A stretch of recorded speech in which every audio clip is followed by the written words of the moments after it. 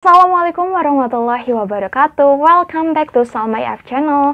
Halo teman-teman, apa kabar hari ini? Semoga kalian dan kita semua dalam keadaan sehat walafiat dan selalu diberikan kebahagiaan untuk menjalankan semua aktivitas sehari-hari. Nah teman-teman, kali ini kontennya tentang apa ya? Nah, seperti yang kalian tahu, kalau misalkan channel Salma IF ini berisi beberapa video tentang sharing dan sharing seputar pendidikan. Dan secara pribadi, Salma sendiri suka gimana gitu ya kalau misalkan buat video tentang sharing. Walaupun informasi atau pengalaman yang Salma berikan itu jauh sekali dari pengalaman yang sudah teman-teman lakukan. Apalagi kalau misalkan kalian guru-guru yang sudah mengajar dengan jangka waktu yang lama, pasti pengalamannya sudah banyak. Tapi di sini Salma ingin berbagi sedikit dan semoga video ini bermanfaat dan informasi yang Salma berikan akan bermanfaat bagi kalian yang menyaksikannya, walaupun itu hanya kalau diukur level cuma 1% di antara kalian, Salma akan sangat bersyukur. Nah, teman-teman, kali ini kontennya tentang apa ya? Hashtag SIC. Share is care. Nah, topik hari ini adalah tentang hal-hal apa saja yang harus kalian persiapkan kalau misalkan kalian sudah jadi CPNS. So, kita mulai videonya sekarang ya.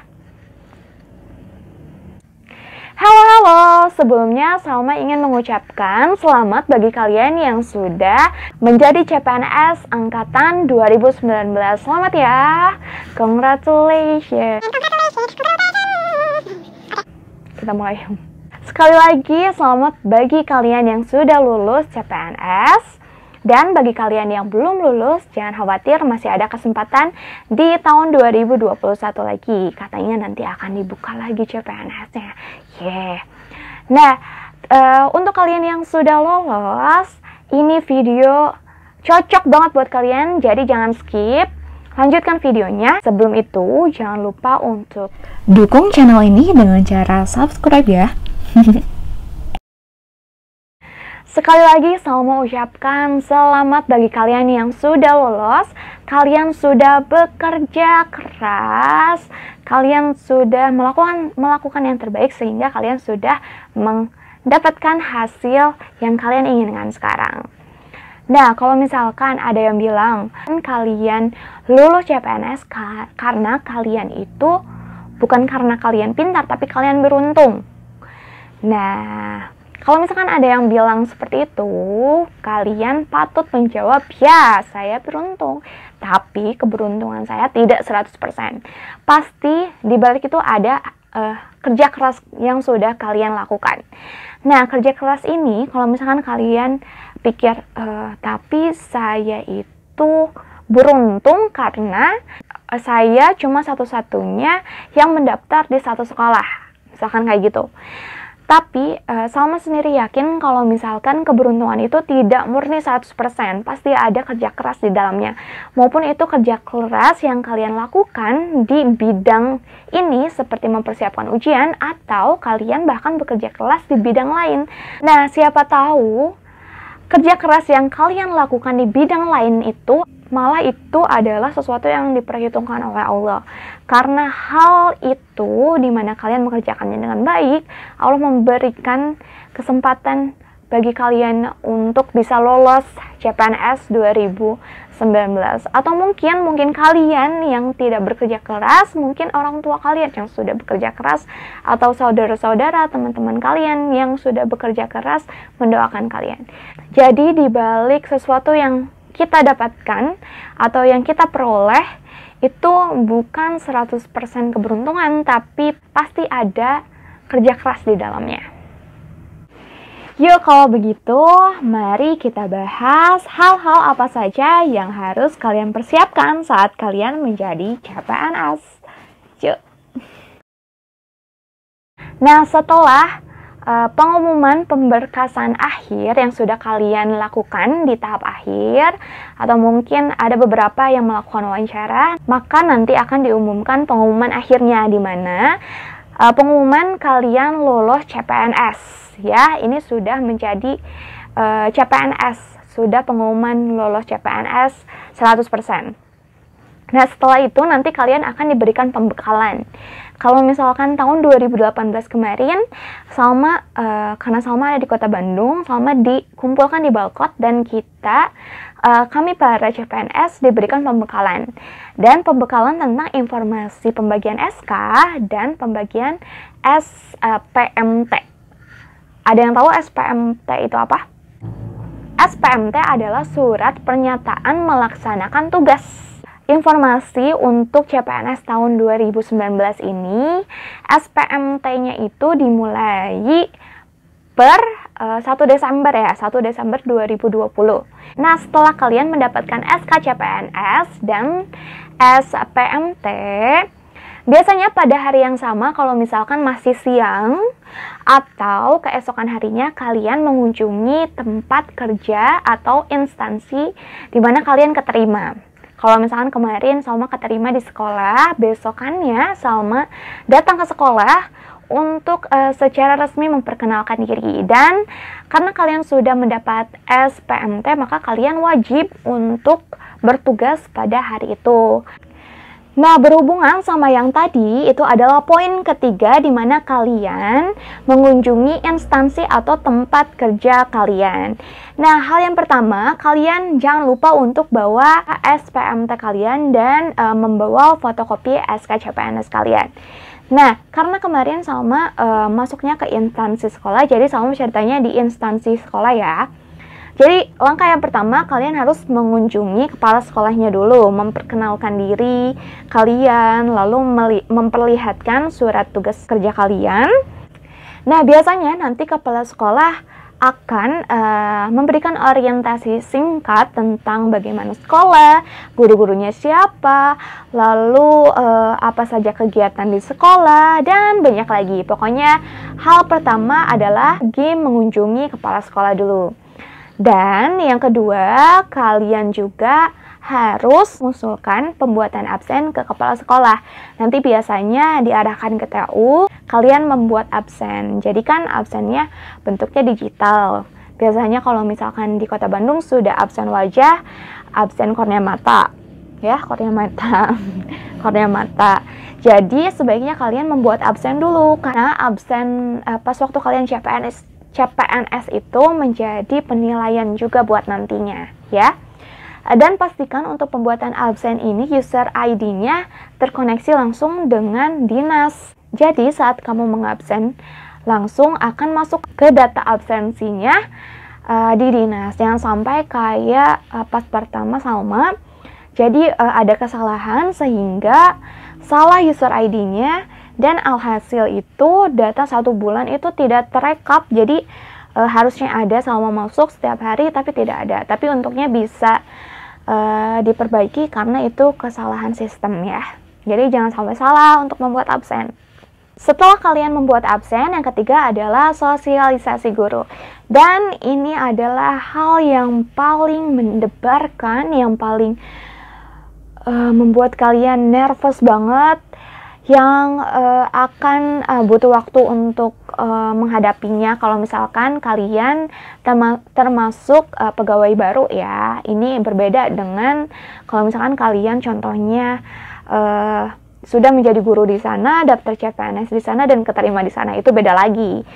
Nah, sosialisasi dengan guru-guru dan sosialisasi kalian dengan lingkungan sekolah adalah hal yang penting, di mana kalian membangun rasa nyaman kalian. Karena kalau misalkan diingat kalian itu terikat dengan sekolah itu, dan kalian diperbolehkan mutasi kalau misalkan sudah beberapa tahun yang akan datang baru kalian boleh mutasi. Jadi otomatis kalian harus nyaman di sekolah itu. Jadi yang pertama yang harus ditekankan, kalian berkenalan dengan semua guru, lalu pelajari bagaimana kebiasaannya, terus apa yang biasanya dilakukan, kegiatan apa di sekolah. Nanti kalian harus pahami, dan di masa-masa ini adalah masa gejolak batin kalian ya, kalau misalkan kalian adalah guru baru seperti Salma. Nah, informasi sedikit, sebenarnya Salma sudah pernah mengajar 3 tahun sambil kuliah, tapi karena Salma mengajar itu mulok ya, bahasa Inggris, jadi Salma datang pas waktunya dan pulang sesudahnya, jadi komunikasi dengan guru itu sedikit. Di saat Salma keterima CPNS sekarang, dimana posisinya Salma menjadi wali kelas, jadi full day harus di sekolah, jadi otomatis akan berkomunikasi setiap hari dong dengan guru-guru. Makanya, apalagi kalau misalkan kalian itu sama seperti Salma juga lagi itu fresh graduate, jadi baru lulus dari kuliah, langsung keterima dan langsung bekerja, dimana asalnya kita berhadapan dengan teman-teman seusia kita, ternyata sekarang kita mempunyai rekan kerja yang berbeda usianya dan lebih berpengalaman dari kita. Pasti sedikitnya ada rasa-rasa nervous dan tidak percaya diri ya. Terus apalagi kalau misalkan kalian juga termasuk tipe orang yang introvert, yang pendiam, yang tidak bisa berkomunikasi, yang sulit berkomunikasi, kalian harus memaksakan diri. Permasalahan itu dapat dijawab oleh waktu, dan buktinya setelah hampir kurang lebih mau 2 tahun, ya walaupun sudah lama, Salma juga udah nyaman sekali di sekolah, sudah akrab dengan guru-gurunya, dan sudah menganggap kalau misalkan sekolah itu rumah kedua. Ya, jadi semangat. Dan yang keempat adalah melaksanakan tupoksi kalian. Mengerjakan tugas kalian seperti apa kalau misalkan kalian di bidang pendidikan, menjadi guru, mengajarlah dengan baik. Kalau misalkan kalian di bidang kesehatan, di bidang politik, di bidang apapun itu, kerjakanlah tupoksi kalian dengan baik. Nah, untuk tupoksi ini, selain nanti kalian mengerjakan tugas kalian kan nanti masuk Desember ya, kalau misalkan sesuai sama SPMT yang direncanakan, Desember kalian masuk.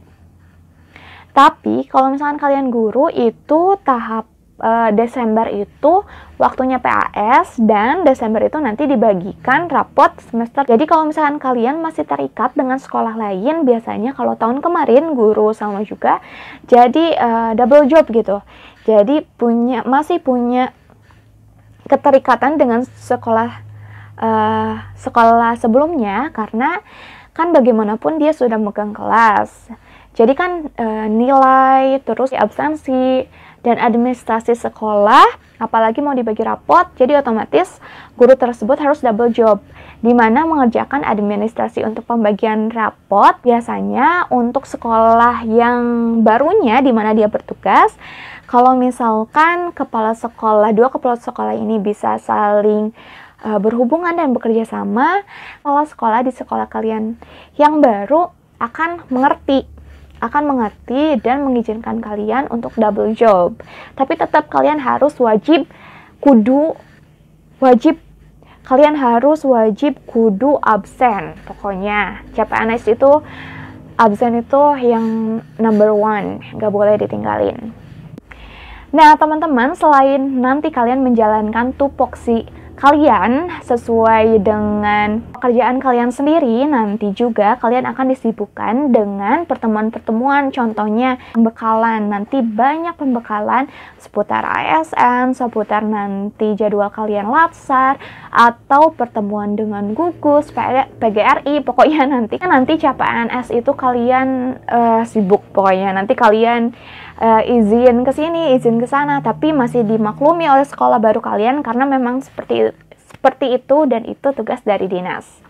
Dan selain itu nanti kan banyak pelatihan. Biasanya nanti kepala sekolah akan mengirimkan kalian sebagai perwakilan.